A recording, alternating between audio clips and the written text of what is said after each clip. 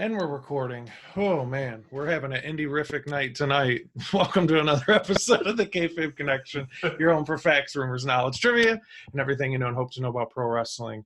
We are back once again for our weekly episode, the longest episodic running. It's longer than Friends, The Simpsons. You got those, get those graphics. Like, calm down, dude.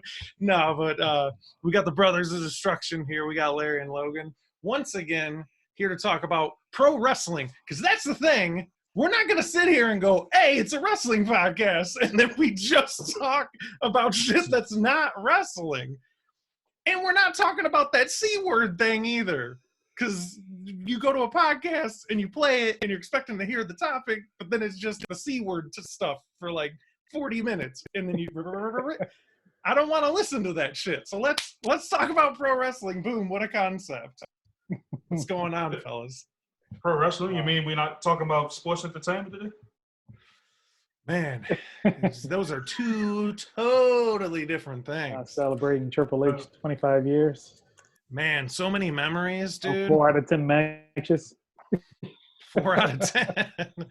Right. With the Bret Hart. I see you with the Bret Hart.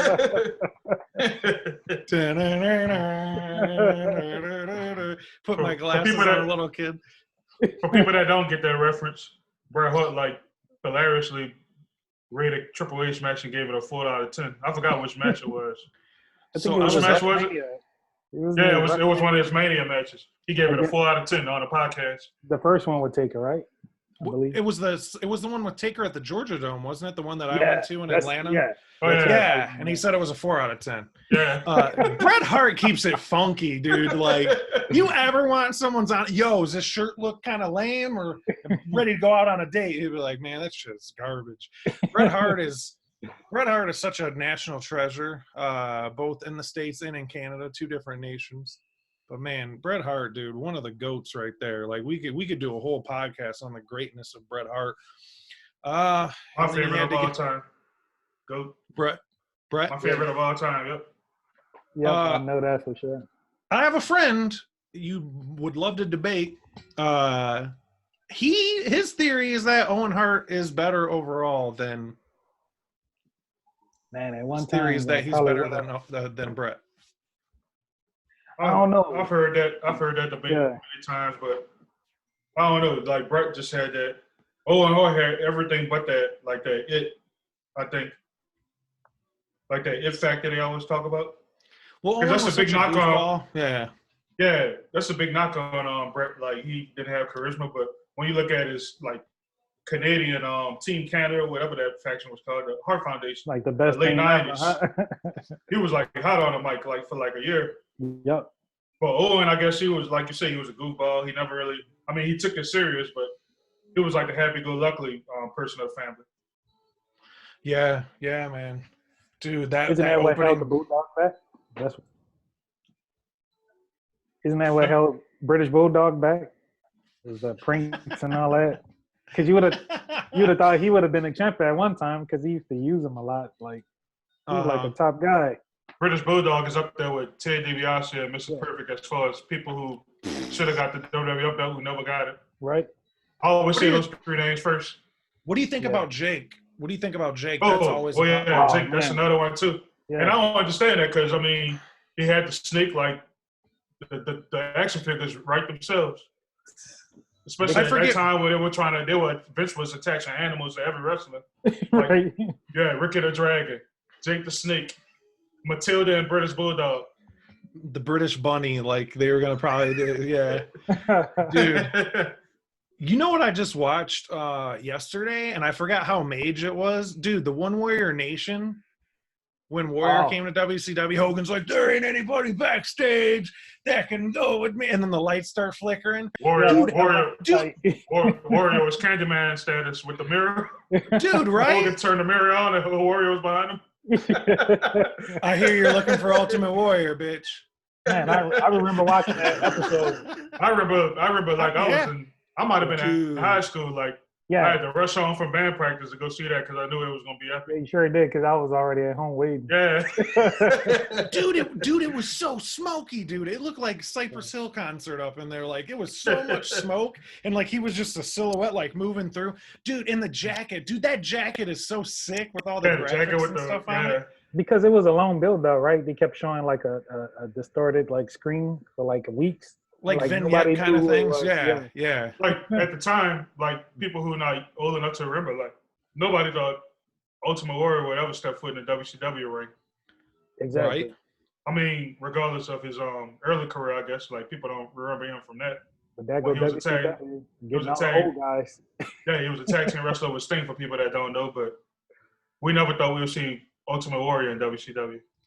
Dude, man, the Blade Runners, dude. Shout out to the Blade Runners. That was such a mage team, Warrior and Sting, dude. Just these two jacked up. Yeah, another Legion of Doom spinoff.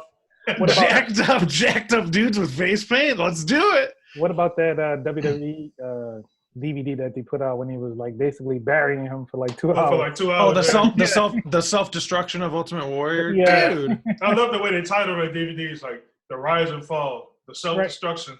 There's always something like that. But when you look at the company right now, it's self-destruction, right? Oh man, what we're seeing right now is disc 4. I think it'll probably be a 5-disc. This is disc 4 of the rise and fall of WWE. Yeah, we're at the part of the doc when like the country music stuff playing, and they show like all the newspaper. They show all the newspaper clippings, and it's gonna cut the Michael Cole. It like scans over. Yeah, it scans over the newspaper. Dude. Who's narrating Michael Cole? Like, and I don't know what happened at that point. Like, we lost total control. We should let Gagne narrate the. Greg Gagne?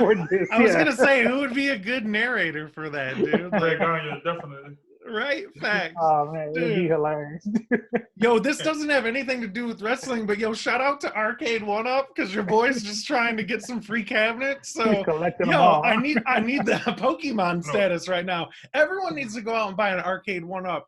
Shit, you go to QVC, Walmart, Target, you name it, Amazon. Like everybody go out and buy Arcade.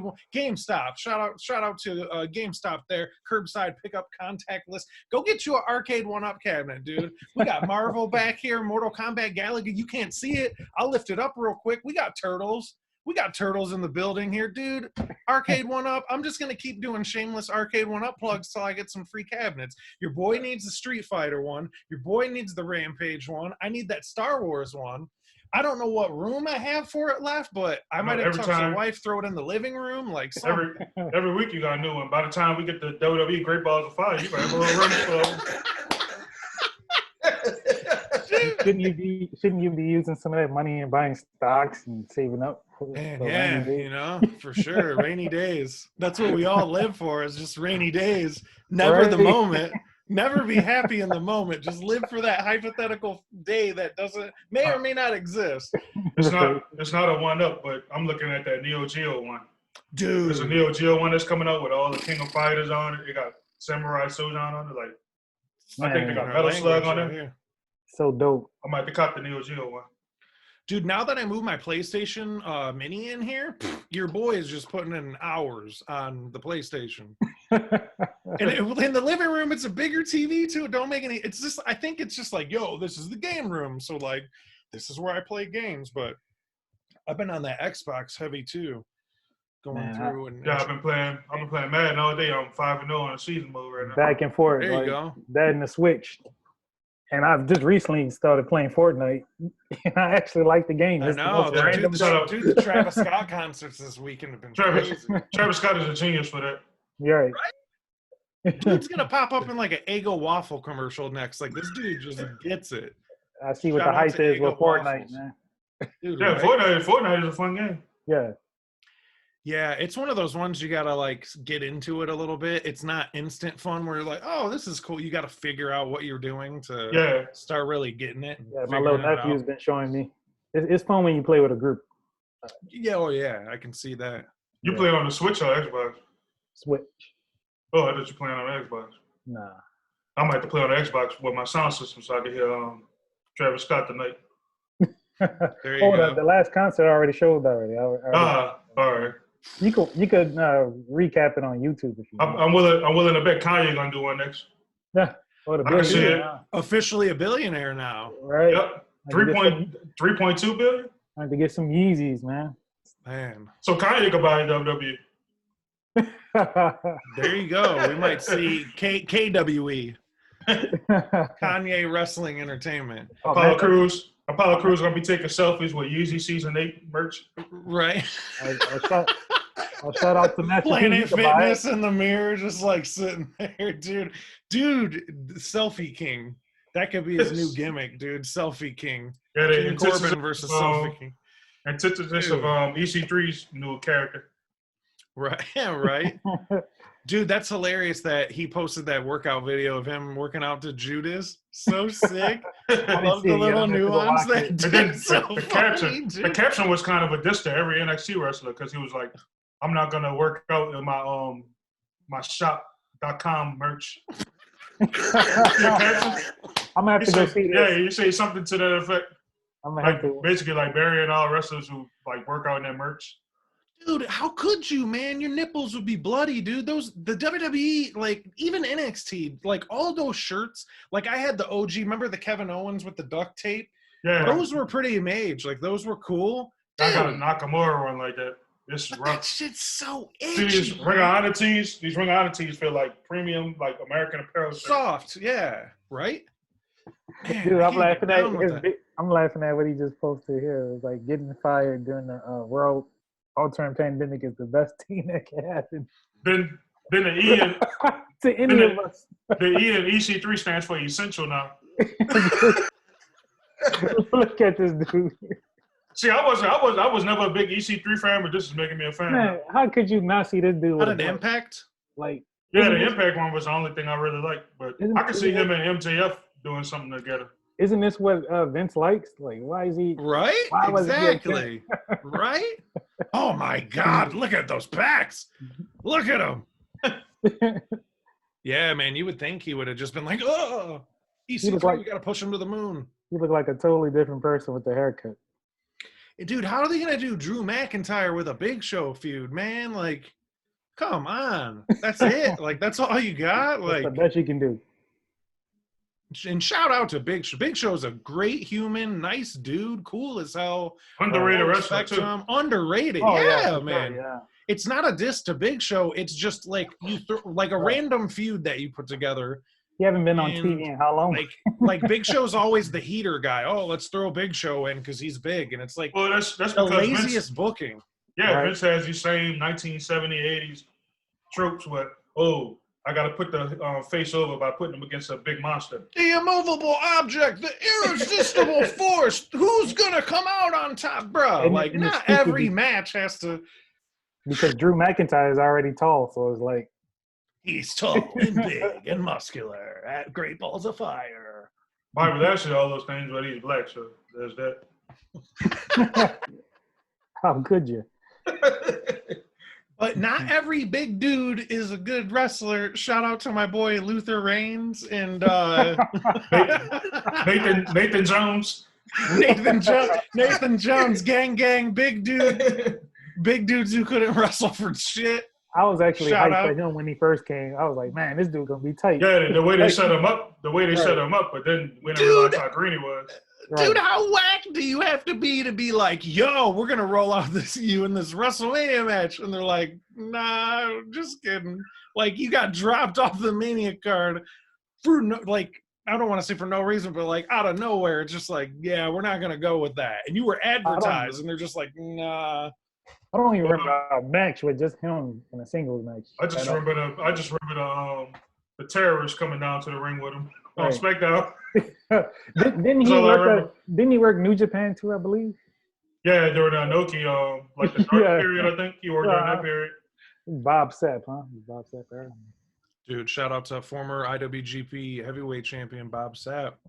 Yeah. Shout out, I bring it up every day, but shout out to Mike Austin, one of the best big men ever. I bring it up every week, but you have to, man. You have to let people know. Suckers got to know. Shout out to while we at it. Speaking of big men, shout out to Chris Hero while we at it. Oh, dude. Best. Let's get to it.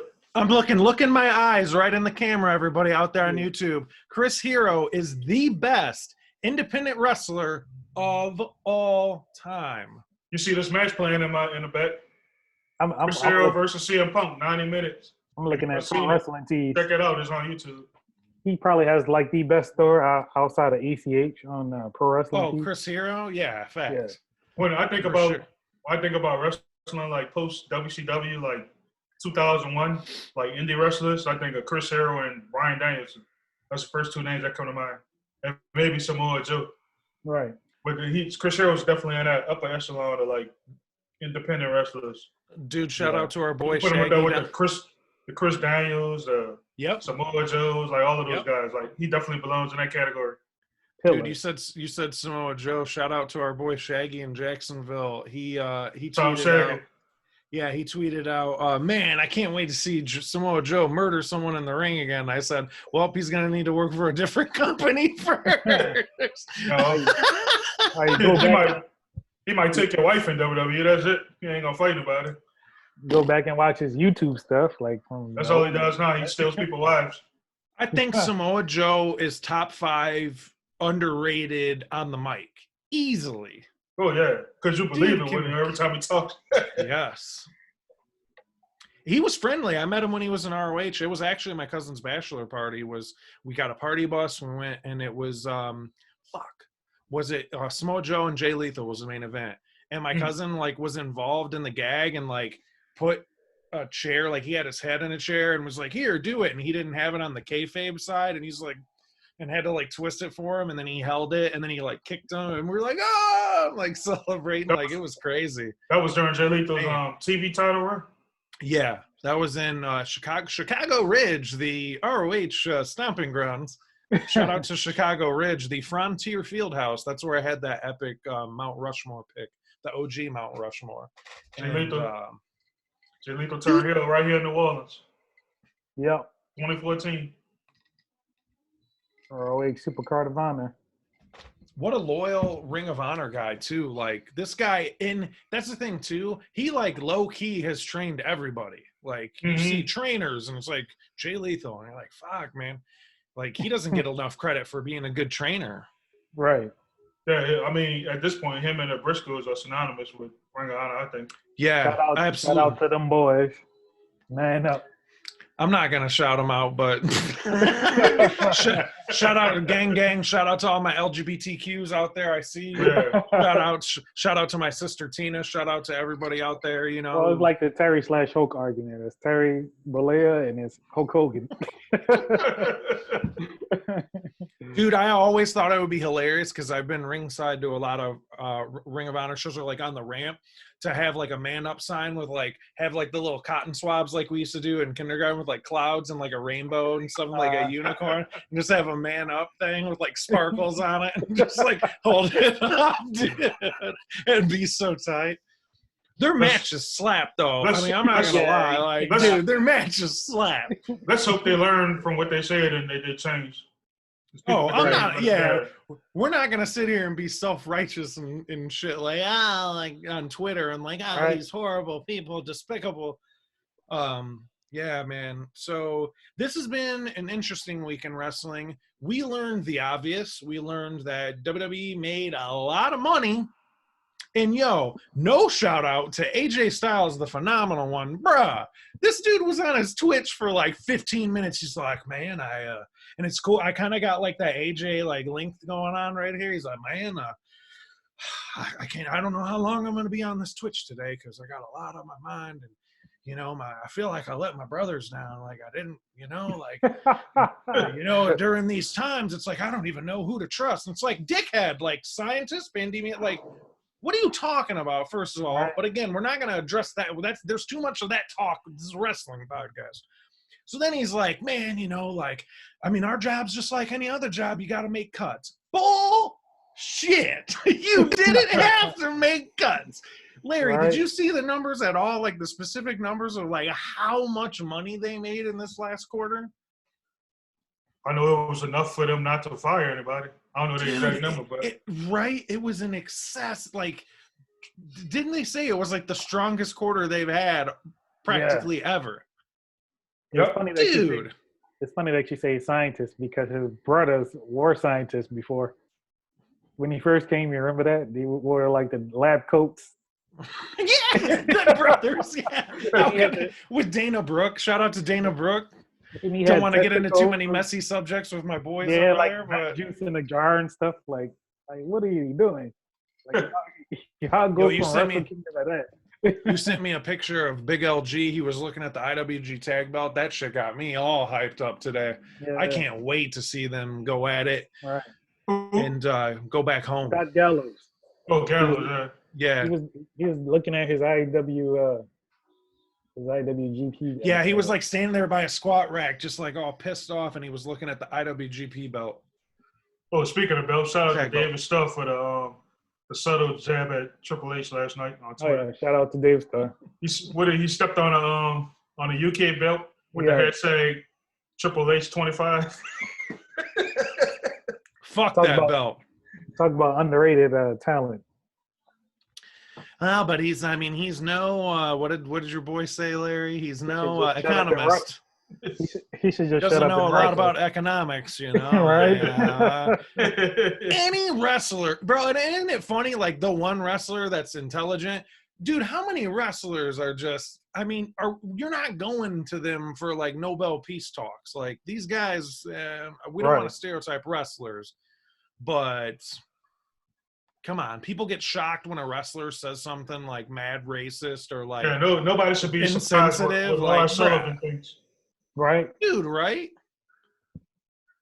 Yeah, he was super messy. We don't want to bring up old stuff with him, but man, good Lord. Yo, and speaking of messy stuff, dude, Velveteen? What are you doing, dude? Right. So was it confirmed? Because when I saw it last man. night, there was still like people were saying like it was photoshopped. I don't know. He was denying it, but I don't know because I heard a voice chat with his name on it, like because on Instagram you could send voice chats, and it definitely sounded like him. So for those that don't know, and this was through Reddit, I think Reddit is cancer. I don't read Reddit, so this isn't a plug for Reddit. But apparently there were 3 girls, and they were 17, 16, 15, and they accused the Velveteen Dream of sending them unsolicited nude photos of him, dick pics for the layman. And he got pissed because they didn't return the favor. Now, that could be argued, he didn't know the agent, we're not going to get into any of those subjects. It's just something like newsworthy of like, holy shit, because stuff like that will not only mess up your wrestling career, that's going to mess up your like life. You're not going to be in the free world hanging out with people, let alone wrestling. So exactly. Yikes. I hope that's not true. That's really bad stuff. What are you doing, dude? But look at James Ellsworth. Didn't James Ellsworth was trying to hit at like a fucking 16-year-old or something back then? Yeah, he sure was, yeah. And then he just disappeared off Twitter. Now he's on there with like his fiance, and it's like, yo, I don't have a chin. What's up? Dude, every man with 2 hands can tweet underage girls, brother. Like, what are you doing, dude? Yeah, that shit's so like, and it's did you guys hear this too? I was just reading this today. Finn Balor apparently, is it storyline that he like, he had a backstage altercation or something? I briefly read up on that, but I don't know the deal with that. But apparently he was involved in some backstage stuff. So again, I know we're the home for facts and all that, but I just read that this afternoon, and I don't like just throwing shit out there that I don't really know concrete information on. So Fergo is all elite. Let's go. Dude, my wife today was bringing that up. She's like, why doesn't he leave? I'm like, I don't know. We're not here to tell other grown men what to do. That's just not what we do here on our podcast. Do what you got to do. You're your own human. You're your own man. Make your own decisions. We don't know your life. We don't know your goals and ambitions. But as selfish wrestling fans, we do look at certain things and go, like, well, dude, what are you thinking? Get out of there. Right? Like, dude, we're past the point of the ban on it's been a pleasure playing with you, gentlemen. Like, we're past that point of the Titanic right now. We're like lifeboats. I'm like, yo, is there more people that still... And especially with the firings, man, like it doesn't look good. Then they got this like jerk fest with Triple H, and it's just like, what are we doing? What are we doing with this company? 4 out of 10. Come on, right? Bret Hart would agree. Yeah, it's such a weird time, man. And like, I think that's a good transition because I don't want to just sit here and rag on WWE. Dude, Dynamite killed it this week. Yeah, they did. It's been kind of iffy, but Dynamite killed it this week. And I really like the hype up videos that they've done. I think those have been second to none. Any company, I think AEW is doing that great right now, is just utilizing the video packages. Right. Because did you see all the whatchamacallit, the drama with Kenny Omega this week? No, I haven't. Oh, that was a big thing overnight when the Dynamite episode aired, that people were saying that the match went too long and they didn't make the V-trigger look strong. Oh, with the jobber guy?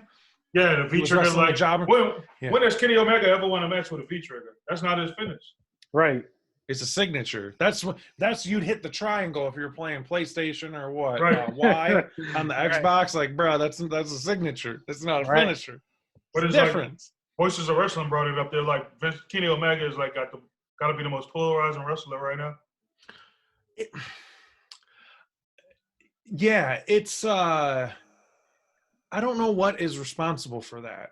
I don't know what's responsible for this guy to get be on such a weird keel of like, you either like, yo, he's like the greatest, or it's like, oh, how can you take him seriously? It's so I think it's because people like us, we went out our way to watch him in New Japan, and we saw all the classic matches, the 10-star matches. But Okada, one of the greatest matches of all time. Yep, but now since he's accessible on American TV every week, you got the WWE fans who never going out their way to see the New Japan matches. Yeah.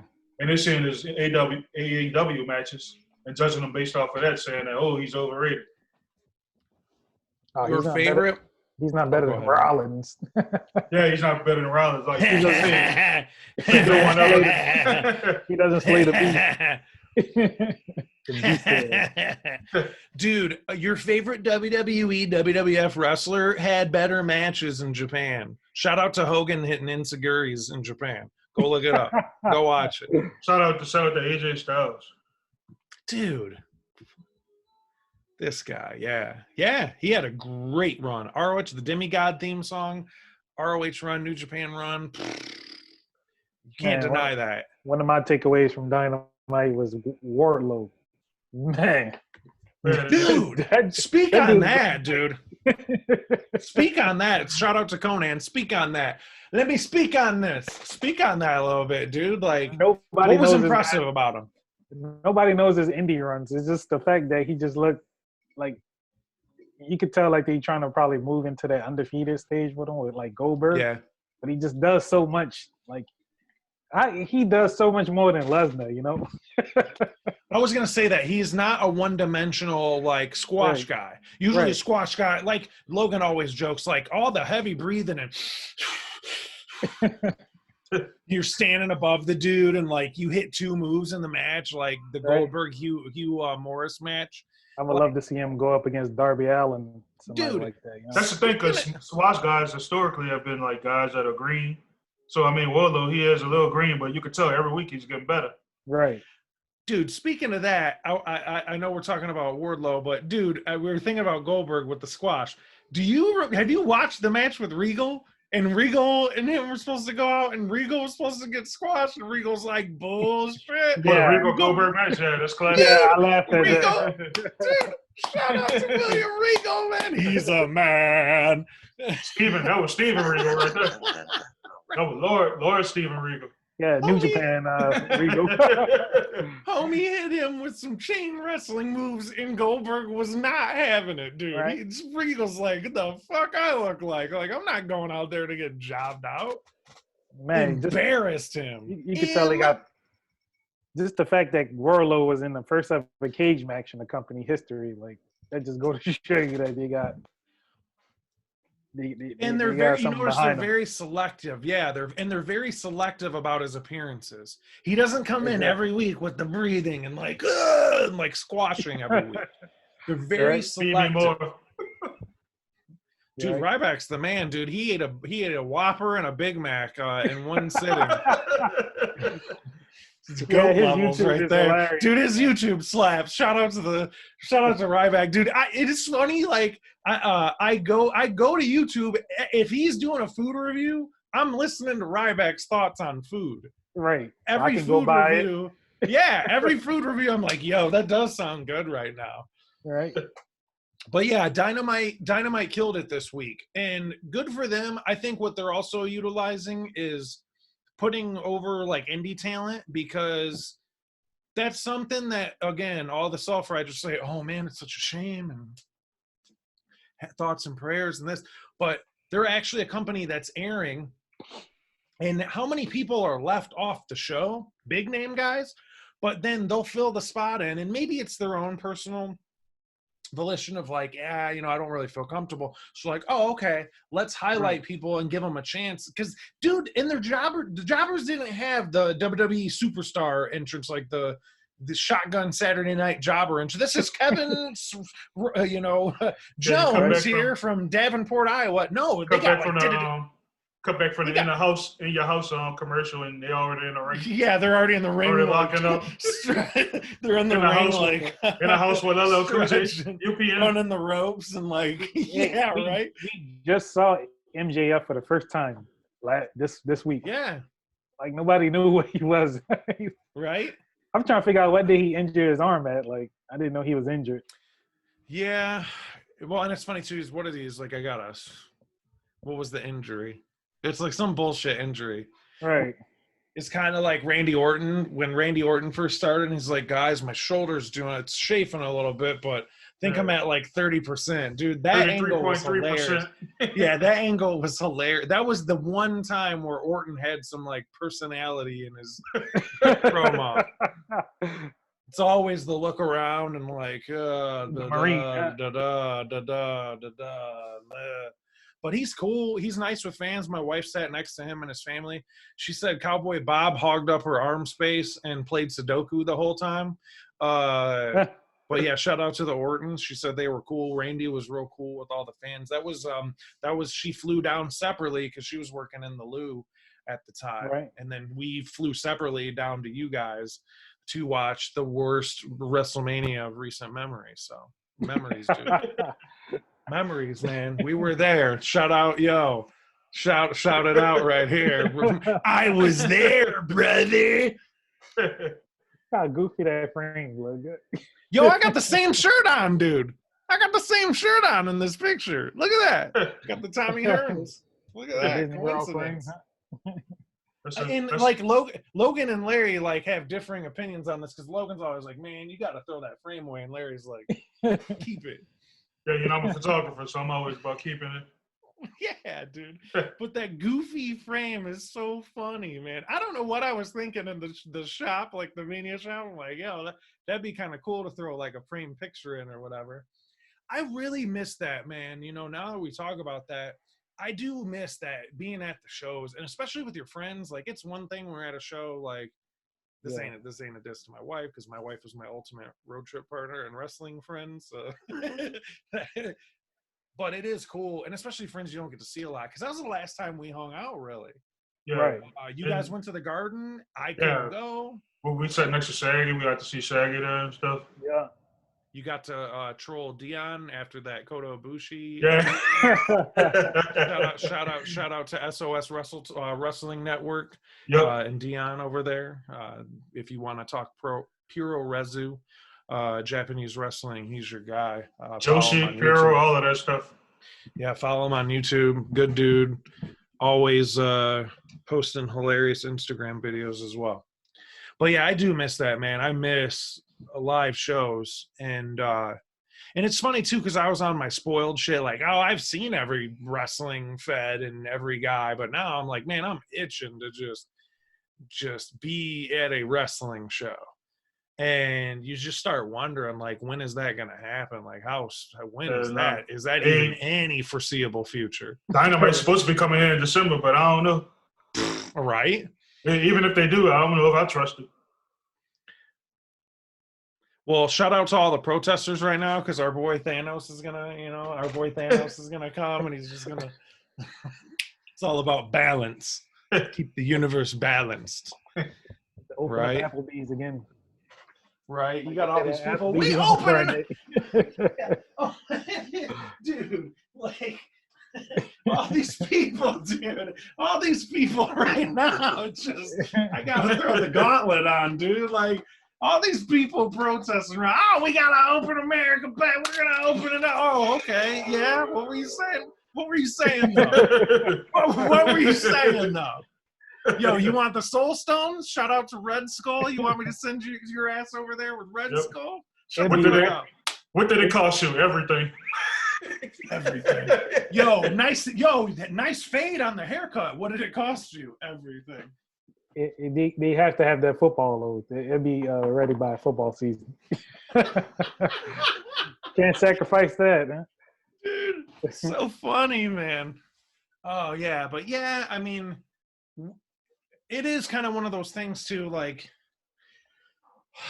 it's safety first. But yeah, whenever it happens, it happens. But it was just throwing it out there. Yeah, that's one of the first things I want to do is go to see a live wrestling event because I miss it. The atmosphere. There's nothing better when you just leave a great show and you're buzzing. You're like, man, that was good. And seeing it live, it's like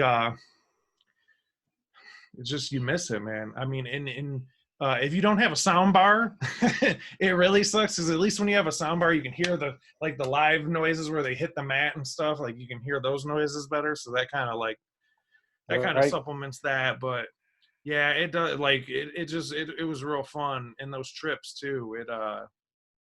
Good times are ahead. Just gotta be patient and hang in there. But yeah. Like we said, watch some old wrestling too. You guys watch any old matches in this past week? Yeah, you see what I'm watching right now, the Chris Hero versus CM Punk. 90 minutes. I've been watching a lot of old Ring of Honor stuff lately. Yeah. Speak more to that. Yeah. The Honor Club. Do you got the Honor Club now officially? I just signed up. Today? Like last night. Oh, last night? Have you surfed through it yet or? Yeah. It's awesome. Yeah, the interface now, like it's easy. Like it's an easy, and right. I like the fact that you can skip content on it. Like you're not like sitting there like 47 minutes. Yeah, you can just skip right to shit. It's cool. I've been watching pretty much the final battles, starting with that. Mm-hmm. So I watched the what the ladder war with the Briscoes, the Bucks, and SCU. Slap. Every final battle, dude, seemingly like most of the final battles, you can't do any wrong. You just blindfold and just pick one. Like it's just name a whack one ever. Dude, the Generico Steen match at Final Battle. All right. I remember when he was here in Muncie, Indiana, and it was so weird. It was at this podunk, like Viking sort of bar that we would hang out at and eat pizza and drink beer. And they're like, coming is Colt Cabana and friends. And it was Marty DeRosa, Colt, and Steen. And they just played like funny. It was like Mystery Science Theater for wrestling. They just played funny wrestling clips and they just made fun of it. Like but I remember Marty DeRosa with the what they call it, the $5 wrestler. Him and Colt Cabana used to do that. Yeah.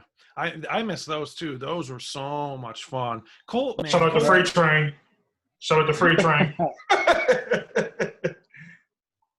Come on, ride that train. I wonder if he have an Instagram page. I never checked. Dude, Jeff the Hitman Hart. Shout out to Jeff the Hitman Hart. Have you watched those? Have you watched the $5 wrestlings? Dude, so because we're kind of indie-rific right now with Kayfabe Connection. You notice you can't really find things or buy things. Like I'm for the life of me. I was at Best Buy on Friday and I'm like, yo, you guys have any like cam links? And he's like, nah, we're sold out. Everything's sold out. The Elgato website sold out because I'm trying to get like good picture quality, camera quality, so on and so forth. So it's like needle in a haystack finding technical equipment right now to do these podcasts and stuff. But when they come, quality is going to get better. We won't be so indie-rific. We were talking off podcast. We were like, yo, we're kind of like Ring of Honor back when they, in like, what year do we say it was? Like 14 or 16? Yeah. 2016. We're like Ring of Honor in 2016 where the matches slap, but like the quality is going to get better. So like the presentation will be better. Right. What would be fun? Yeah. No, I'm saying right before they got the new stage. Yeah, and the lights, and yeah, they had like a Titantron type thing. Wow. No, but what would be dope is we should do a $5 wrestling like simulcast. So we'll like have the matches, like it'll be our faces up in the thing. We could like split screen it or picture in picture, and we'll just do like a little Brady Bunch gallery on the side, and we'll play the $5 wrestling. Hopefully we won't run into any sticky stuff with high spots because I know you got to pay for it, but we'll try to find a way, or like clips. There's got to be a way, or at least us watching it and our reactions. Because, dude, my stomach after watching one of the shows was ripped to shreds, like P90X style. These $5 wrestlings are fucking hilarious. And the crowds, because we're in Fayetteville, Arkansas. It's never like, it's always like, no disrespect, and like the wackest podunk southern towns. New Orleans, not one of them. Because New Orleans is my second favorite city, next to this place, but I digress from that. But yeah, it's so funny, dude. But yeah, Jeff the Hitman Hart. It's some little like Ned Flanders miniature dude with a mustache, and he's like not in any kind of athletic shape, but he rocks the pink and black just like Bret Hart. It's like a literal ripoff. The glasses, and it's just so like dorky looking like hick, dude. It's classic, man. Like we gotta do a $5 wrestling like viewing and just laugh at it and just be fans. Spice it up a bit. So we were kind of talking about it to put a bow on this episode. We were talking about live events. Yeah, and we're itching to go see a live event. So we got a triple threat match to end the podcast for this week. One fall, triple threat, top 3 live events you've ever been to. It could be a pay-per-view, house show, televised show. Doesn't matter. It could be the most indie-rific indie show. Top 3 wrestling shows you've ever attended. So that is our triple threat match for this evening. Who's going first? I'll go first. All right. Right. Let me start from number 1. I'm gonna say Supercard of Honor. What year was that? 2014. No, it was from Jay the Briscoe. Right, Jay Briscoe versus Adam Cole, Ladder War. Man, that show was just like I never attended an ECW show here in New Orleans, but it was damn near close to it. Like, yeah, the energy that night was. The energy, yeah. And like we said earlier, that was Jay Lethal's heel turn too. Epic turn, yeah. That's when he won the TV belt. Right. Number 2 will probably be Supercard of Honor, of course. I mean, just the fact of me being able to see New Japan guys from Japan, in Madison Square Garden at that, just to be able to go to that. It's pretty awesome. And number 3, kind of a hard one there. I might have to go. I would have said AEW if they would have came. Might just have to go with Extreme Rules. The night that Punk had turned heel the first time, that was epic, man. We were heading out the arena, and we thought the ladder match was over between Jeff Hardy and Edge. Yeah, and then CM Punk. We were already almost to the door, and all you heard was Punk's guitar theme. Everybody just ran back. We ran back. We ran from the hallway to the concourse back to the arena. That show was pretty awesome. And then we had Jericho versus Rey Mysterio was pretty awesome too. Yeah, I remember that, dude. Yeah, I was at Hooters with Dion way back in the downtown Hooters in Indianapolis. That was my stomping grounds. Like, always showed the pay-per-views for free. Right. So that'd be my 3. No specific order, but. Any honorable mentions? I'll feel wrong if I don't hit shout out the hometown promotion here, Wildcat Sports. Wildcat. Yeah, they always have pretty awesome shows. Not specific one, but I'm gonna just call out the company. Nice. All right. Shout out to Luke Hawks. Yeah, man, and his Luke. son too, risk Right. taker. Right, jumping from the mall. We were there. We were right there. You were there. You were there. What's in the top 10 players? Right. You were on Sports Center, yeah. Awesome, man. What about you, Larry? What do you got? All right, well, I'm going to go from 3 to 1. For number 3, to piggyback off of Logan said, I'm going to go with Wildcat. The series of shows they had with the X-Rated. They have an X-Rated show. Yep. They do it every June at this bar in Mid-City, New Orleans called Shamrock. Well, it's basically like an ECW reunion. And it's not televised because most of Wildcat shows are like family friendly. But this one is like purposely like hardcore, and he always flies in a bunch of ECW legends. I think this year. You saw Sandman there, didn't you? Yeah, Sandman. He did the Into the Sandman entrance. I've seen Tracy Smothers numerous times, Sabu. Man. I think this year Bill Alfonso was supposed to be coming, actually, if they're still doing it. Who else has been there? Oh, C.W. Anderson. Shout out to Extreme Horseman. So those shows are always fun. It's like the closest I've been to an ECW event. Right. Oh, Tommy Dreamer was there too, by the way. I forgot about that. I can't leave off Tommy Dreamer. And Shane Douglas, the franchise. And for number 2, I think I'm going to go with, see, this is a hard one. WrestleCon. Yeah, might as well just say it. That's what I was thinking about. I'm going to go with 2014 WrestleCon because that was like my reintroduction back into wrestling. Because at that point, like I told y'all numerous times, like WWE kind of turned me off to wrestling in general. But Logan insisted that I go with him to that show. And like I've never turned back. I'm just looking at the card, like Drew Gulak versus Chris Hero and Michael Elgin in a 3-way match for the CZW belt. Right. We had Masato Tanaka fighting Kevin Steen. How awesome is that? Jeff Jarrett versus Colt Cabana. Which Jeff Jarrett was with Kurt Angle's ex-wife at the time, so he was getting a bunch of heat from the crowd. Right. I was one of the main ones starting the chant, so I can't. If you ever watch the DVD and you hear the chants, know that I started a bunch of those chants. Who else we had in there? Oh, we had Andrew Everett versus Cedric Alexander and Trevor Lee. Wow. You mean Cameron Grimes or whatever the hell his name is? Also on the card, we had like people like Luke Hawks from Wildcat, who I talked about earlier, Shane Helms, Adam Pearce, Max Striker, Steve Corino. Who else was on this card? Candice LeRae, Christopher Daniels, Kazarian. Adam Page was in it. I didn't even know who Adam Page was at the time. But he was on the card. I think he was still jobbing at Ring of Honor at the time. Like I was like, who is this guy? Right. But that's my number 2 show, the Supercard of Honor, put on by CCW and PWG in 2014. Right. And Logan mentioned it. Number 1, I'm gonna have the same pick. It's hard not to pick this one. The G1 Supercard of Honor 2019. As y'all can see, I'm wearing the shirt right now. Shout out to Jay White. Switchblade, baby. Switchblade era. But just the mystique of being in a Madison Square Garden and seeing like Japanese wrestling at its finest, like I could never not pick that as number 1. I never thought in a million years I'd be able to go see a wrestling show at the Garden, but we did it.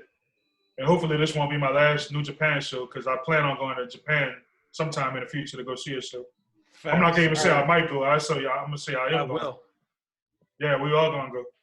So I got that to look forward to. But as of now, my number 1 favorite show is G1 Supercard 2019.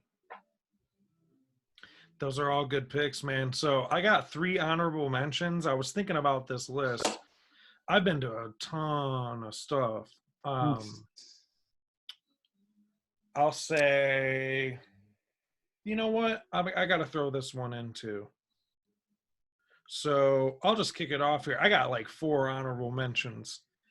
So first one makes sense. The very first wrestling show I went to, I was 9 years old. It was at the Palace of Auburn Hills. This was before, because back in Detroit, it was like the Joe was in Detroit, and the Palace is over by my parents up in the burbs at like 89 Mile, of like way up in the burbs. It's where the Pistons played. Then they moved, and all of a sudden it became too far to go see sports. But we digress. Shout out to the people that live in Detroit that wear Detroit hats that are Detroiters and not, Ted and Nancy who live up by my parents that rock one of these hats. Like, I'm a Detroiter. No, you're not. We went to, the Palace would be WCW and the Joe would be WWE, but this was before. This was WWF. This was back in the golden era. 9 years old, I got to see the main event, Hulk Hogan versus Brutus the Barber Beefcake. And if Hogan beat Hogan beat Brutus, then Brutus had to cut Sensational Sherry's hair. So it was like so-and-so versus hair match. And, of course, Hogan won because that's what Hogan did back in the golden era. And they cut Sensational Sherry's hair. They didn't buzz it, but, like, he chopped it and, like, was waving it around. I'll never forget it, dude. Coco Beware, Jake the Snake. Like, it was just classic. And it's one of those things, you're 9 years old, so I don't really remember a lot about it. I just remember the main event. I remember Coco Beware. I remember Jake. And then I remember the main event was Hogan and Brutus Barber Beefcake. It was my dad works at a welding company, Ralco Welding, over by the old Silverdome in Pontiac. And his friend was like, hey, I got a ticket to this wrestling thing. And I was like, ooh, I'll go. That was it. And that's what got me into it. I was 9. That was my first show. So it would behoove me not to mention that. So one that we all attended together. I know my wife hated it, dude. I'm surprised you guys didn't have it as at least an honorable mention. Shout out to Joey Janela, the bad boy, dude. I was gonna say that, and I was gonna say I'm missing the super card out of that. The Cody versus Kenny Omega. Kenny Omega, yeah. The Elite explodes. Right. But yeah, the spring break, that was a unique experience. Midnight show. Again, pissed my wife off. We're really going to a wrestling show at midnight. Let's do it. We used to that down here. Right? It was so unique. The energy that night was. It was like, cause like shout out to Tommy Wiseau, The Room. You're tearing me apart, Lisa. For all my film heads out there, dude. Midnight showings of The Room or like Rocky Horror Picture Show. It was like on that elk, but with wrestling. Everybody's there to have a good time. Nobody's uptight. Nobody's smart. Like everybody's smart there. Wink, wink. Cause that's what Joey does. He caters to that. Like, dude. I remember too. Cause the Mania before that. You know how it goes with Mania week. Like your eye, it's like your eyes are bigger than your stomach with eating. They say it's like your eyes and your body's bigger than like sleep. Like, cause at some point you have to sleep. And I remember, you gotta run down our schedule that weekend. It was he sings in Netflix shows, but Keith Lee, that wrestler that used to wrestle that we watch. He had a banger with Ricochet, and it was an Evolve show. And then they had the WrestleCon Super Show. It was like the doubleheader thing. At that point, Joey Janela was after that. I'm like, yo, I'm exhausted. This was the one in Orlando. And I'm like, yeah, let's just go home. And then I woke up the next morning, and I had like 49 messages, and like my Twitter was blowing up. And, Invisible Man in the limo from, WCW, like, all these things, and I'm like, and everybody's hitting me up, and I'm watching like the little GIFs and clips, and I'm like, I fucked up, man. I should have went. Like, I should have went to that, man. And so it was one of those things of like, I can't miss out on this. So we all went. Dude, the beginning, listening to Queen, Bohemian Rhapsody was just dope. And like everybody singing it, like it was just cool, man. It was a different crowd. Walter PCO, that was back when we were like, dude, what they got Pierre Olay out here like taking bumps at like 60, dude, killing it, man. I was like, man, this PCO dude as well. Like last time I saw him, he was wrestling Bret Hart. And dude, that match, didn't that match go on for like 30 minutes? Yeah. That match made me a fan of both of those guys. And then the day before, he was at Bloodsport. His challenge. I didn't get to say my honorable mentions, but Bloodsport is definitely on that list. Yeah. Shout out to I was too busy flying. First one. I was flying, and I was in the air at the time, flying to come see you guys. I couldn't go. Matt Riddle's Bloodsport, not Josh Burnett's. It started out as Matt Riddle's Bloodsport. And I was trolling you the whole way you was flying. Like, well, and it was funny too. It's funny too because some flights you can pay for the Wi-Fi or you'll get Wi-Fi. So like I had Wi-Fi on the flight, so it wasn't like the messages rolled in. Like in real time, the messages were hitting me. I'm like, fuck, man, because I'm trying to get to Louis Armstrong, man. I'm trying to land safely and get there so I can come see the shows, but I couldn't get there for Bloodsport. But then great Sasuke. Miss Griselda too. Right? You miss Griselda at Wale Mania. At Wale Mania, yeah, man. That's imagine like the merch first started. And imagine the merch then that we're going on eBay and we're like, fuck, and it's like a $500 hoodie, and you're like, fuck, like I wish I was on that wave like 4 years ago, man. Like, right. Merch game is just killing it. Shout out to Griselda, right? Shout out to Griselda right here. Butcher coming. There you go. The Butcher coming. Okay, so that was an honorable mention. Again, just the uniqueness of it. And then 2 other honorable mentions. Or one other, excuse me. WrestleMania 24 in Orlando. I'm sorry, I love you. The HBK Flair match is epic.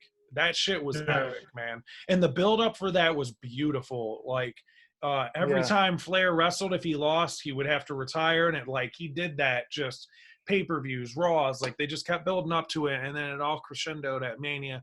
And just seeing it live. And, they show the loudspeaker over, or the TV over the ring, so you see him in real time say that, I'm sorry, I love you, and it just goosebumps. Like they just did that so perfectly, and it was a cool. John Legend did the anthem. I remember we were like running up trying to get to our seats. John Legend did the America the Beautiful, not the anthem. Another thing too, I'm a big Edge head. It was Edge Taker in the main event. And speaking, we're talking about dope vignettes. Do you remember that vignette? And remember, Undertaker still had the streak. And I forget, it was like 20-0 or something like that. And it was like, on this day, and it was like, and like they showed the streak. And it's like, and it was like kind of fading the Edge. And then it like flicked and it was a 1 on the end. Like, dude, that was one of the top-notch best vignettes for WWE build-up, and that was the main event too. And just him coming out and like the fireworks, like I remember it was legendary, man. Edge Taker in the main event was so good. Triple H, Cena, Orton had that triple threat, and like their entrances were cool. That was a cool match. I tried to go take a piss during Kane and Chavo, and literally just got up. I'm like, all right, y'all, I'll be back in a second. And then it was ding, ding, ding, and then it was just. It was like a 5-second match. I'm like, dude. And then the next match was like the Batista match. I'm like, fuck, man, I gotta go pee. So yeah, shout out to that one. That's the other honorable mention. Here's my top 3 here. In no particular order, but whatever. Number 3, WrestleMania 18. This is pre-internet days. Raw happened. Hogan comes out, Rock's in the ring. How about you have a match with me at WrestleMania, brother? And then they shake hands, and Hogan goes to walk away, and then the Rock's like, "You're gonna good luck. You're gonna need it, brother," and then flips him up for the rock bottom. I got on the phone with my friends and was like, "Yo, we're going to Toronto," because Detroit's only 4 hours from Toronto, so that was like a jog to get there. I called my friends up right after that segment, said, we're getting tickets for Mania. And dude, how funny. It was Sour Skittles presents. What was crazy though is it was at the Sky Dome. That's where the Blue Jays play. So it's this big ass baseball stadium. And it was just weird. Like it was, you ever get to a place that's so big and like you get like sick and kind of nauseated, or like, yo, your seats are real high. That's how we felt. But Rock Hogan, man, Rock Hogan was just insane. That was the reason we went. The undercard matches were good. Kane and Angle, and like there were solid. There were solid undercard matches. Jericho Triple H was not fun at that point. We were just like, whoo, we're spent. This has been a long night. But Rock Hogan was just. That might be my favorite Mania match. Dude, the energy in there. Well, yo, we went to the Raptors game because Air Canada, like Sky Dome's here and Air Canada's here, and then you just kind of walk over to the parking lot. So we saw the Raptors versus the Kings, and I think Raptors won. And then Air Canada Center is a beautiful basketball arena. And then we walk over to Sky Dome, and there's people, hey, what's up, man? Going to the show, because I forget what shirt I had on, but we went to Access. And so I had the I wish I still had that shirt. It was the Icon versus Icon shirt in gold. It said Icon versus Icon, and it was them like shaking hands, staring at each other. Right. That was sick. It was on the poster too. And dude, as I'm thinking, I'm sorry, this is like going way into it, but like, dude, and my cousin too. My cousin was there with us, and it was one of the funniest memories still to this day. We always laugh about this. So we were in line, and Access, the way Access used to be, they would rotate wrestlers every like 45 minutes. Wrestler sits there, autographs. He'll get on the mic. All right, y'all, thanks, blah, blah, blah, and then drop the mic, and then the next person comes. We were in line, and it sucked because Mr. Perfect was in line. We're like, yo, we're going to meet Mr. Perfect. It didn't happen that way. Somebody sat down. I forget who it was. So we had another one. It was Goldust. It was Dustin Rhodes. It was Goldust. And so it's Access. So it's just hundreds of people snaked around in these lines. So it was his time to go. So he gets on the mic and he's like, I just want to thank all my fans. And the crowd goes, leave, leave, leave, leave. Like they're chanting. They're chanting leave to Goldust. I'm like,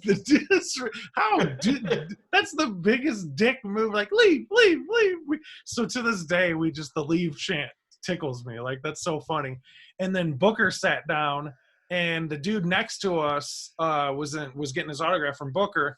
And remember, it was Edge Booker T at that Mania. And the kid had an Edge shirt on, and Booker T goes, all right, so who you got tomorrow? You got me or Edge? And the kid was like, I got to be honest, Booker, I'm an Edge head. And then he looks up and he didn't just say that to us. Tell me he did not just say that. So he did that to us. We were marking out. It was hilarious. But didn't Edge and Booker T fight some kind of like shampoo commercial? It was like the most random thing. Go back and watch. I gotta go back. Yeah, hilarious, dude. But yeah, like really. At Rock Hogan, the energy in there was just. It was. There's very rare have I been in situations like HBK Taker was, which ain't even on my list, because we got to draw a line somewhere. But because the rest of that show was just like, eh. Man, I'm gonna go number 2. I got Global Wars in Toronto. So usually when we do trips like that to go to Canada, it's like we got to do like a week because it's like we'll segment it because like a couple days I got to see my family if I'm rolling up to go to Detroit. So we'll go to Detroit, go there for a couple days. Remember, we went to the bank and got our Canadian money all sorted out. And then, so we go to Toronto, and there's 2 ways to Canada. One's through Detroit. That gets you to Windsor. So, like, Impact runs a lot of Windsor shows. You'll see that, Windsor, Canada. And then the other way is to go up through Port Huron, which is like an hour north of the Metro Detroit burbs. So that's where we went. So, we get to we get up to customs, dude. And, flat out, if you've ever been, that shit is just, man, it's always stressful. And you're not doing anything illegal, but it's just, and my cousin one time, we were going through Windsor, through Detroit, through the Detroit Tunnel. My cousin goes, easy on the leather. We got stopped. We got pulled over by customs. They're searching the car. And he goes, hey, easy on the leather. And I'm like, what are you doing? So we went up through Port Huron. Dude, flat out guy goes, citizenship, USA. What are you here for? Here to see some Japanese wrestling. Dude laughed his ass off and was like, there's no way you're making that up. So, and like stamped my shit. And like we were off to go. The Ted Reeves Arena, if you recall the Ring of Honor, we joke about the Ring of Honor staples for like booking locations. Global Wars was epic. So Kayfabe was around then. That was like one of the earlier points of Kayfabe. And shout out to followers of Kayfabe Connection on Twitter at the letter K, F-A-B-E Connection. Mr. Gallows and Machine Gun, Carl Anderson. They followed the Twitter at the time. And I don't like doing that. Like I had the Bucks on Twitter at one point, and like I don't like DMing wrestlers. So I just tagged them in a post. And I said, man, looks like you guys took all the Bud Light limes here. Because that was their drink at the time, and they had 1 case left. And Gallows DM'd me and said, "Hey, brother, can you bring that to the arena?" And I'm like, "What?" And he's like, "Yeah." So, yeah, if you could, that would be great. And I'm like, "Well, yo, I'll get you guys a case of bottles, and then I'll get some cans too." So, I met him. And what's funny is, like, real time, I'm there and I'm waiting, and they pulled up in the rental, and it was Pepper Parks, as you now know him, the Butcher and the Blade tag team in AEW, and Rocky Romero, and then Gallows and Anderson. And so I'm meeting them with beer, and we too sweet, and we were in the parking lot talking for like 10 minutes. And then it was funny because on Talking Shop the week later was them rolling to the building, and Gallows like, "Good brother bringing us beer, Kayfabe Connection." And Rocky Romero's in the back seat, is like, "Oh, I know that guy, he's a good guy." And then Machine Gun's like, "Yo, isn't that guy that too sweeted his wife at the wedding?" And yeah, that's a good brother. And like, dude, I was sitting there just like, like, these guys are so fun, man. So it was just that, like, that part of the trip, man, it was just so cool.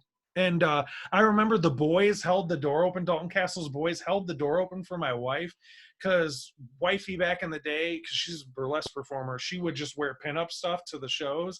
And so they saw her and were like, thought she was like part of the show. I'm like, open the door. She's like, "Oh, no, I'm not part of the show." And what's funny too is the Gallows and Anderson they did a Bullet Club versus like New Japan main event, which was dope. And Briscoes were part of it. It was like random. I think it was like the Viking Raiders. Dude, so whack, Viking Raiders. It was the War Machine and Briscoes and like another Ring of Honor talent versus the Bullet Club, and it was sick. So I get there, dude. My wife finally found out how much money I spent. Your boy dropped $5 on merch in autos that night. Yeah, that's just balling. So no, but yeah, $5 on merch and autos. All the New Japan talent was there. Like, I got all their autos, and it was funny too because I had like a checklist with like check boxes. And it was like, Too Sweet, the Bullet Club, meet Okada, meet Tanahashi. Cody Rhodes, Lesnar Jace. Yeah. And then the last one was like, or second to last was meet Shinsuke Nakamura. And then the final one said die, or die happy. And so that was my sign. And Nakamura saw it and he laughed. And like, but dude, like, man, meeting Okada. Yeah, the surfer, the Silver Surfer in WWE.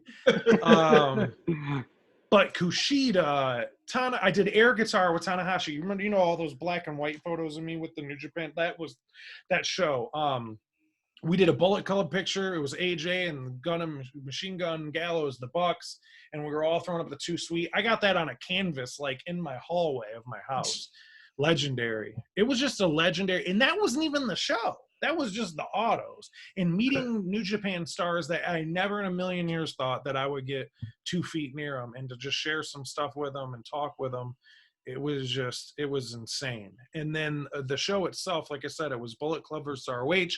And then the other notable match, I remember I specifically talked to Roddy about it, was Roddy Strong and Shinsuke Nakamura. Go check that shit out. Check that match out.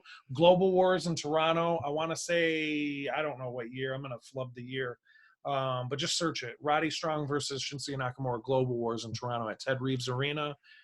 Banger. Sound like this. Banger. And when I told Roddy said, "Oh, I appreciate it, man. But you know what? I actually liked our Rev Pro match better." Went back and watched the Rev Pro. Another banger. So watch both, the Rev Pro match and the Ring of Honor match. So yeah, that's that. And then number one, Pro Wrestling Guerrilla 13. Pro Wrestling Guerrilla, man. This was back when it was like the Breakfast Club was all there. The Bucks, Hero, Adam Cole, Marty Scurll, like the who's who, they were all there. I'll never forget recording like one of our earliest episodes with Dion, and we saw the Kurt Russell reunion trailer, and my fucking jaw dropped, and I looked at him and was just like, what?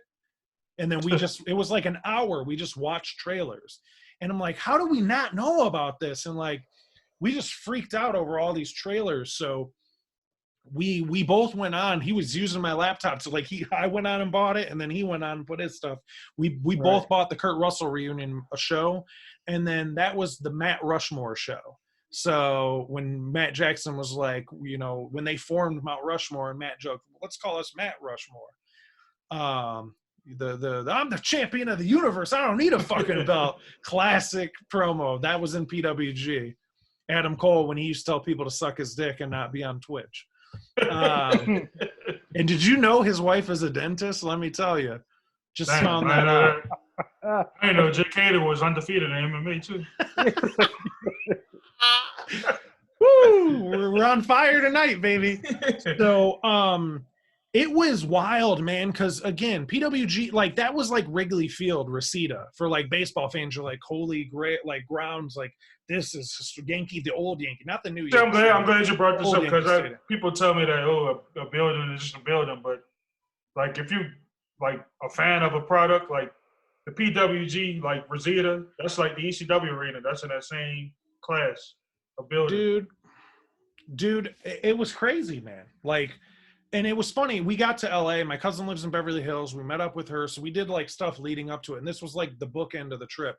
There's a Howard Johnson hotel right in Reseda. So we got, and it's like a dumpy hotel because Reseda's kind of weird. Like, it's just not. That was a punchline. That was a punchline on Entourage all the time. Like, go live in Reseda. Yeah. It's kind of, it's not Hollywood. It's not LA. So there's a Howard Johnson there. There's a Denny's. There's like a whole culture with PWG, like going to the shows. The Danny Shoemaker was there. Used to be the Cheap Heat host. Now he does his own show, but like he was out there smoking. I guess the dude from Hot Tub Time Machine was there, but I didn't see him. Oh, Craig Robinson? The nerdy kid with glasses, like the young kid. Yeah. And somebody from WWE was there, like peeking behind the curtain. I forget, but yeah, there's like, dude, and there's like a whole thing. So this was my thing. If you watch the PWG 13 trailer on YouTube, it's me in front of the curtain just doing goofy shit for each person that comes out. And I specifically wanted those seats. I had to get there. Wifey dropped me off at 11 a.m. Pacific time. Your boy was out there in 106-degree heat from 11 a.m. Pacific time to 7:30 Pacific time, because that's when they start going, all right, VIPs over here and general admission right here. And like, then you finally get in the, dude, 8 hours. What was cool is this guy, Tim, he's the big dude that always sits up front and like hits the ring and like, he does the chants and starts the chants. Shout out to Tim. But he was hospitable. The rest of the and shout out to the guys that was giving me snacks in line. There were these two Hispanic dudes, never got names exchanged, but these two Hispanic dudes in line were like, yo, you hungry, dude? And like gave me some almonds and gummy bears and stuff. Those guys were cool. Everybody else were dicks. PWG crowd were dicks. Just hipster, too cool for school. I looked like the guy that beat him up in high school, so they punished me. It's like the James Franco, this the first time? Yeah, first time, huh? Yeah, they were dicks to me. As if, like, it was, they don't recognize me, so how dare I could be there? Like, I'm not a big fan. No way I would be a big fan. That was a show where Zack Sabre wrestled twice, huh? And no, it was just once. It was Zack Sabre and Kyle O'Reilly in the main event.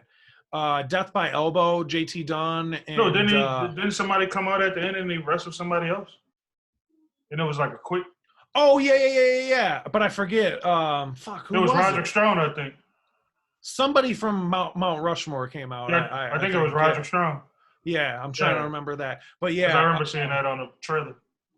Yeah, Adam Cole wrestled, Roddy wrestled, Marty Scurll wrestled. Best Friends were in like a guerrilla warfare match. That was crazy. Being in Reseda, though, was just wild, man. Like, you're looking around the little disco ball up there, the little banner that they had back. Like I'm sure you guys felt that way in the Garden. You're looking up at the ceiling in the Garden, and you're like, the Garden has that specific ceiling they have. It's like watching all the Jordan Knicks games back in the day. Like, man, I'm really sitting in here right now. Right? And so you're in this building that's housed so many legendary things for you as a fan, and it was surreal. Like, it just felt like a dream. It didn't feel real that I was sitting there at a PWG show in this place. Because you remember back in the day, dude, getting a ticket to PWG, you had to like pray to 5 different gods. You had to like splash holy water and wet your hair with it. You had to rub a rabbit's foot and like a fucking 4-leaf clover and then log into like 5 different devices to try to like catch one. It's like getting the sneakers app on Saturday morning. I'm not gonna say I'm not gonna say who my plug was, but a wrestler and a certain referee both tipped me off to know when the show was going to take place before anybody, because like Excalibur will like drop the coming to get tickets, so they just guerrilla style, aptly titled, they just kind of throw shit out there. But I hit up a couple people and was like, hey, I'm trying to come in from all the way across the country and I was talking to Rick Knox after. He wasn't one that tipped me off, but I was talking to Rick Knox about getting tickets, and he's like, wait, you bought a plane ticket before you got tickets to the show? And I was like, yeah. He's like, you're fucking nuts. But I booked all my shit, hotel, flight, before I even had tickets. And it was like, please God, let me. And I screamed. It was like 11 o'clock Eastern time. I'm like, fuck yeah. Like, I got tickets. Now you can get tickets easily, and PWG's at the Globe now, which is a cool place because it's, they got like the bathroom, dude, that's like your house. Like, they have air conditioning, because that was a thing back in PWG. Shout out to Chucky T. Any Chuck Taylor match, he would do like a little elbow spot, and like he'd bounce off the ropes, and before he would go do the elbow, he'd bounce off, and he would stop, and he'd go, turn on the fucking air conditioning. Shout out to Legion Larry. Legion Larry, yeah, dude. Legion Larry slept next to me for like 3 matches. He was just, homie was in the stool just like this, just like, and like they're bulldozing it now. So it's pretty sad. There is a guy holding it for me. There is a guy in California. I got to figure out how to get it here. He's holding a stool from Reseda, from the building. Before it got demoed, he went in and bought all the bar stools, the little tan, like spinny bar stools. He's holding one for me because he knows I'm a huge fan. It's just a matter of when I can get it shipped out here. So my cousin that lives in Beverly Hills said she would link up with him and get it for me. I won't disclose the price, and I won't disclose his name because I don't want him to be bothered. But yeah, he's got a stool on deck for me. But that's hallowed grounds for me. That the Garden would be another one, Hammerstein. And then Reseda. Being at the American Legion post and like having my Mount Rushmore and like taking pictures in front of it was just weird. It was surreal. It was just a dream. I'm sure when we all 3 go to the Tokyo Dome, we're all like cheesing in the Tokyo Domes behind us. We're gonna look around and be like, "Is this life?" Like, I ain't gonna, y'all you know me. I'm not gonna be able to contain myself. Me. I'm gonna do the Wayne. I'm gonna do the Wayne's World. I promised myself I wouldn't cry.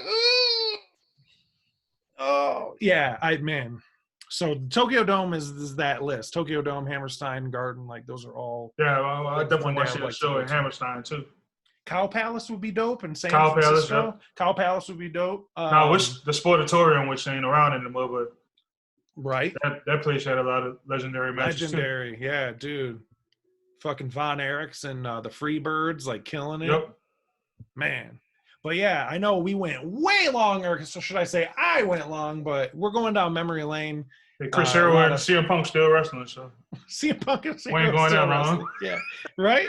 Yeah, man. All right.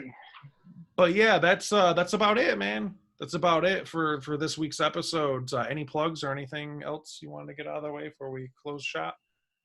Yeah, nothing this week. Oh, no? Yeah. Check out our clothing brand if you're trying to online shop, buy some New Orleans inspired merch. FullyDressedApparel.com. FullyDressedApparel.com. And you can check us out on Instagram at FullyDressedApparel. That hat. I know you got that hat somewhere, Logan. The pelican on it. Are you wearing it right now? Yeah, you got to rep the brand, yeah. Dude. It's there you go. It's a prototype right now, but we're looking to put it on shortly, right, Larry? Yep. See, I got Barry Bonds head, so I can only do the fitteds, and it's like So like I can't wear dad hats or trucker hats. I'm rocking a New Japan snapback right now. Man, anybody that, because snapbacks, the designs are always better than fitteds. I see like ones, I'm like, oh, and then I look and it's like one size fits all. I'm like, not me. It's not gonna fit me. I bought this one at Pro Wrestling Tees, I think, in Chicago. Yeah, we both. Yeah, the New Japan one. Yeah, man. Well, yeah, fully dressed apparel, Instagram, go to the website. The clothes are great. I got my Po' Boy shirt. I got blessed with that as a gift, and I wear that frequently. And we joked about, it's not an NXT WWE shirt. It's like the Roots of Fight type, like soft, like real soft and comfy. So you're not going to be itchy in a fully dressed shirt. You're going to be fresh. And you're not going to get paper cuts wearing a shirt. Yeah, you don't have to put Band-Aids on your nipples to wear a fully dressed shirt. Your boys got you. So fully dressed apparel, another plug. Oh, and shout out to Arcade One Up. I know it has nothing to do with wrestling, but your boy wants free arcade cabinets. So and shout out to gamers. Like this is like our time right now. Quarantine, like we can't do nothing game right now. Dude, I've been waiting for this moment my whole life. Right? Like, I haven't gamed like this since I was running Sonic in my bedroom, like at with 10 or 11. 10-year-old me is jealous of me right now. What's funny too right now too is like we're all eating like old snacks, like Logan's eating pizza rolls. Your boys got the stuffed crust DiGiorno's over here. Like we're running back old snacks, old habits. Like I don't see what the big deal or the big problem is right now. I got the Sour Patch straws on there. I need these right now. Huh?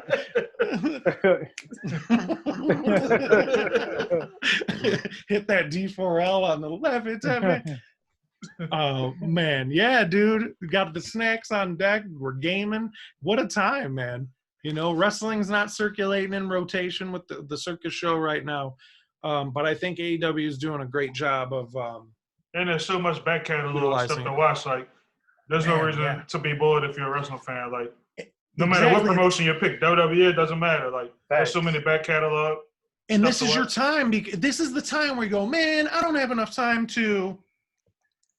This is your time to do those things that you always end that sentence with. One being, I'm going to run back SummerSlam at Wembley, or was it Wembley with British Bulldog and Bret Hart? Yep. Yeah, I'm going to run that back because I haven't seen that in forever. I'm going to watch the 97 ECW year and watch all the pay-per-view. Shout out to highspots.com. I'm going to go back and watch the old ECWs. Or I'm going to go watch Mike Awesome's, top 5 matches or just anything that you've been really itching to see and you've not had the time. You have time now. Only thing I wouldn't recommend is Game of Thrones, the final season. Like, don't waste your time with that. Dude, dumpster juice. Dude, garbage. The battle episode was just a straight battle. Never watched it. The battle episode was tight. Battle of Winterfell was dope. Everything after that was dumpster juice. And the mountain versus whatchamacallit, that was good. Oh, the mountain, yeah. The brother versus brother match. The brother, yeah. WrestleMania 10 and Jace.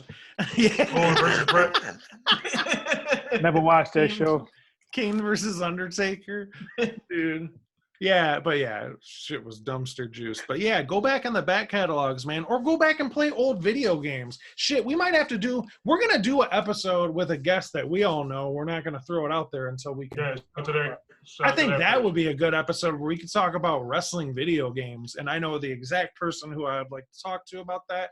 But we'll try to get that booked for a show, especially when we aren't so indie-rific with have our bumpers and our theme song and the quality, everything not so indie-rific when we do that. But yeah, man, that's it for another episode of Kayfabe Connection. Next time someone tells you wrestling is fake, you tell them, so are movies and TV.